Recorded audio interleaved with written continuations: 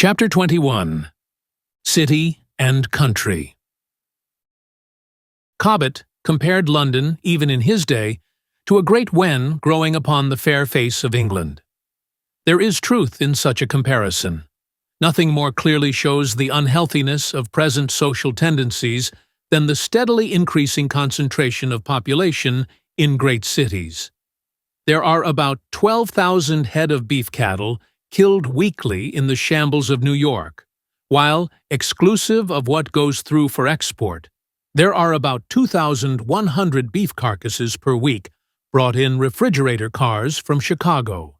Consider what this single item in the food supply of a great city suggests as to the elements of fertility, which, instead of being returned to the soil from which they come, are swept out through the sewers of our great cities. The reverse of this is the destructive character of our agriculture, which is year by year decreasing the productivity of our soil, and virtually lessening the area of land available for the support of our increasing millions. In all the aspects of human life, similar effects are being produced. The vast populations of these great cities are utterly divorced from all the genial influences of nature. The great mass of them never, from year's end to year's end, press foot upon Mother Earth, or pluck a wildflower, or hear the tinkle of brooks, the rustle of grain, or the murmur of leaves as the light breeze comes through the woods. All the sweet and joyous influences of nature are shut out from them. Her sounds are drowned by the roar of the streets and the clatter of the people in the next room or the next tenement. Her sights are hidden from their eyes by rows of high buildings. Sun and moon rise and set, and in solemn procession the constellations move across the sky. But these imprisoned multitudes behold them only as might a man in a deep quarry. The white snow falls in winter only to become dirty slush on the pavements, and as the sun sinks in summer, a worse than noonday heat is refracted from masses of brick and stone. Wisely, the authorities of Philadelphia have labeled with its name every tree in their squares. For how else shall the children growing up in such cities know one tree from another? How shall they even know grass from clover? This life of great cities is not the natural life of man. He must, under such conditions, deteriorate physically, mentally, morally. Yet the evil does not end here. This is only one side of it. This unnatural life of the great cities means an equally unnatural life in the country. Just as the wen or tumor, drawing the wholesome juices of the body into its poisonous vortex, impoverishes all other parts of the frame, so does the crowding of human beings into great cities impoverish human life in the country. Man is a gregarious animal. He cannot live by bread alone. If he suffers in body, mind, and soul from being crowded into too close contact with his fellows, so also does he suffer from being separated too far from them. The beauty and the grandeur of nature pall upon man where other men are not to be met. Her infinite diversity becomes monotonous where there is not human companionship. His physical comforts are poor and scant. His nobler powers languish. All that makes him higher than the animal suffers for want of the stimulus that comes from the contact of man with man. Consider the barrenness of the isolated farmer's life, the dull round of work and sleep in which so much of it passes. Consider what is still worse, the monotonous existence to which his wife is condemned, its lack of recreation and excitement, and gratifications of taste, and the sense of harmony and beauty, its steady drag of cares and toils that make women worn and wrinkled when they should be in their bloom. Even the discomforts and evils of the crowded tenement house are not worse than the discomforts and evils of such a life. Yet as the cities grow, unwholesomely crowding people together till they are packed in tiers, family above family, so are they unwholesomely separated in the country. The tendency everywhere that this process of urban concentration is going on is to make the life of the country poor and hard, and to rob it of the social stimulus and social gratifications that are so necessary to human beings. The old healthy social life of the village and townland is everywhere disappearing. In England, Scotland, and Ireland, the thinning out of population in the agricultural districts is as marked as its concentration in cities and large towns. In Ireland, as you ride along the roads, your car driver, if he be an old man, will point out to you spot after spot, which, when he was a boy, were the sites of populous hamlets, echoing in the summer evenings with the laughter of children and the joyous sports of young people, but now utterly desolate, showing, as the only evidences of human occupation, the isolated cabins of miserable herds. In Scotland, where in such cities as Glasgow, human beings are so crowded together that 2/3 of the families live in a single room, where if you go through the streets of a Saturday night, you will think, if you have ever seen the Tierra del Fuegans, that these poor creatures might envy them. There are wide tracts once populous, now given up to cattle, to grouse, and to deer, glens that once sent out their 1,000 fighting men, now tenanted by a couple of gamekeepers.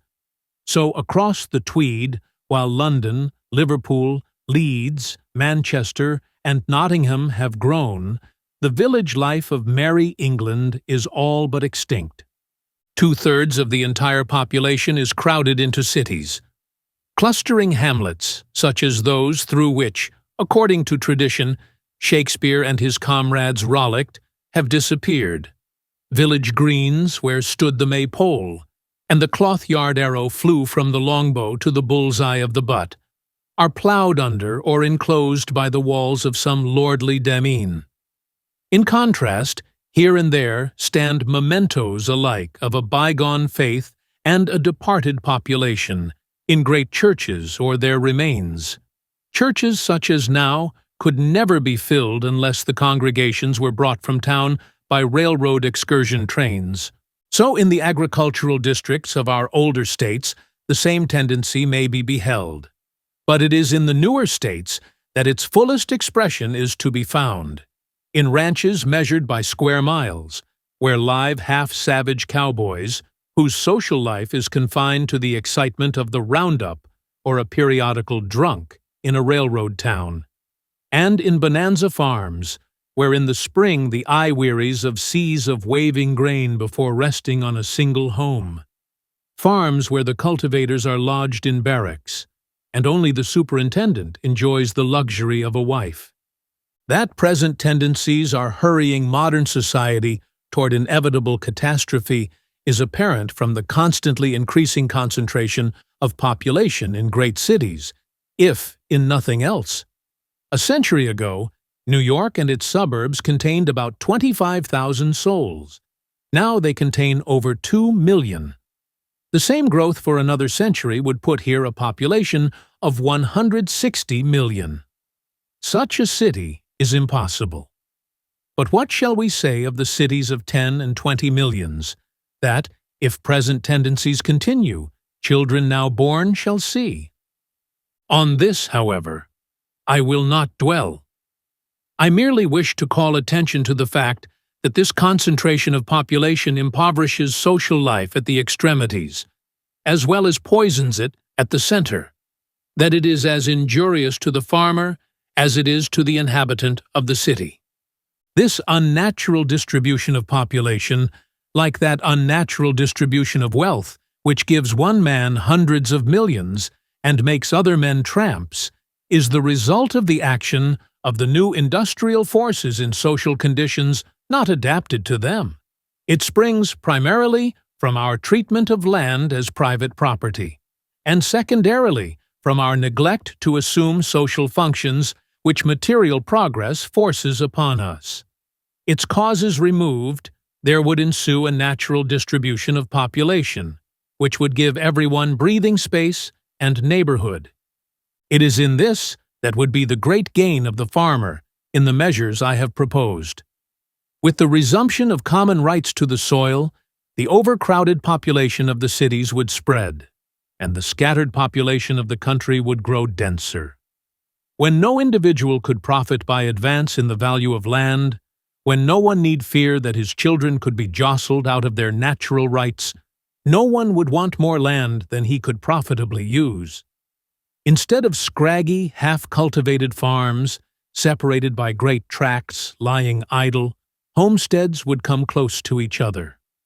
Emigrants would not toil through unused acres, nor grain be hauled for thousands of miles past half-tilled land. The use of machinery would not be abandoned. Where culture on a large scale secured economies, it would still go on. But with the breaking up of monopolies, the rise in wages, and the better distribution of wealth, industry of this kind would assume the cooperative form. Agriculture would cease to be destructive and would become more intense, obtaining more from the soil and returning what it borrowed. Closer settlement would give rise to economies of all kinds. Labor would be far more productive, and rural life would partake of the conveniences, recreations, and stimulations now to be obtained only by the favored classes in large towns. The monopoly of land broken up, it seems to me that rural life would tend to revert to the primitive type of the village surrounded by cultivated fields, with its common pasturage and woodlands. However this may be, the working farmer would participate fully in all the enormous economies and all the immense gains which society can secure by the substitution of orderly cooperation for the anarchy of reckless, greedy scrambling. That the masses now festering in the tenement houses of our cities, under conditions which breed disease and death, and vice and crime, should each family have its healthful home set in its garden. That the working farmer should be able to make a living with a daily average of 2 or 3 hours' work, which more resembled healthy recreation than toil. That his home should be replete with all the conveniences yet esteemed luxuries, that it should be supplied with light and heat and power if needed, and connected with those of his neighbors by the telephone. That his family should be free to libraries and lectures and scientific apparatus and instruction. That they should be able to visit the theater, or concert, or opera, as often as they cared to, and occasionally to make trips to other parts of the country or to Europe. That, in short, not merely the successful man, the one in 1,000, but the man of ordinary parts and ordinary foresight and prudence should enjoy all that advancing civilization can bring to elevate and expand human life. Seems, in the light of existing facts, as wild a dream as ever entered the brain of hashish eater. Yet the powers already within the grasp of man make it easily possible. In our mad scramble to get on top of one another, how little do we take of the good things that bountiful nature offers us? Consider this fact. To the majority of people in such countries as England, and even largely in the United States, fruit is a luxury. Yet Mother Earth is not niggard of her fruit. If we chose to have it so, every road might be lined with fruit trees.